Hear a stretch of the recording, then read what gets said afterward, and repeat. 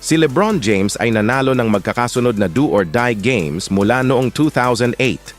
Ang pagkapanalo ni LeBron James sa Olympic MVP ay nangangahulugan na siya lamang ang manlalaro sa kasaysayan ng basketball na nanalo ng NBA MVP, Finals MVP, All-Star Game MVP, In-Season Tournament MVP, at Olympic MVP. Ang tanging manlalaro na kasalukuyang may pagkakataong makapantay sa kanya sa departamentong ito ay si Kevin Durant, nakakailanganing manalo ng In-Season Tournament MVP trophy. Ang karanasan ni James sa Team USA ay isang dapat tandaan, hindi lamang para sa kanya, kundi para sa mga tagahanga kahit saan man sa mundo.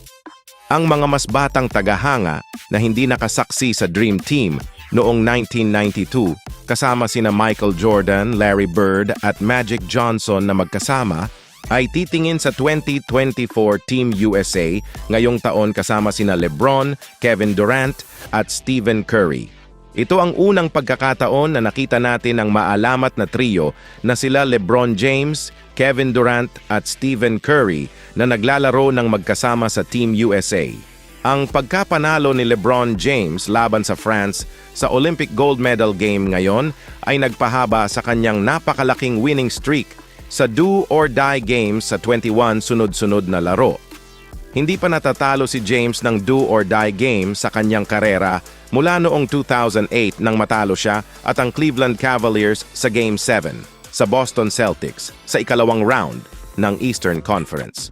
Simula noon, nanalo na si James ng do-or-die games sa lahat ng uri, maging Game 7 man ito tulad ng 2013, 2016 at 2018 kung saan siya ay 6-0, ang play-in tournament kung saan siya ay 3-0, ang kamakailang sa in-season tournament kung saan siya ay 3-0 at maging ang Olympics noong 2008, 2012 at ngayon sa 2024. Sa lahat ng usapan tungkol sa hindi magaling si LeBron James sa clutch points, iba ang sinasabi ng kanyang record sa mga larong win or go home. Napakaganda ng laro ni James laban sa France, naglagay ng double-double na may 14 points, 6 rebounds, 10 assists, 1 block at 2 steals. Ito ay isang kahindik-hindik na palabas mula kay James na hindi lamang nakakuha ng gintong medalya para sa Team USA, kundi pati na rin ang Olympic MVP trophy na nagdaragdag sa kanyang napakahabang listahan ng mga parangal. Ito ang ikatlong gintong medalya ni LeBron James sa Olympics.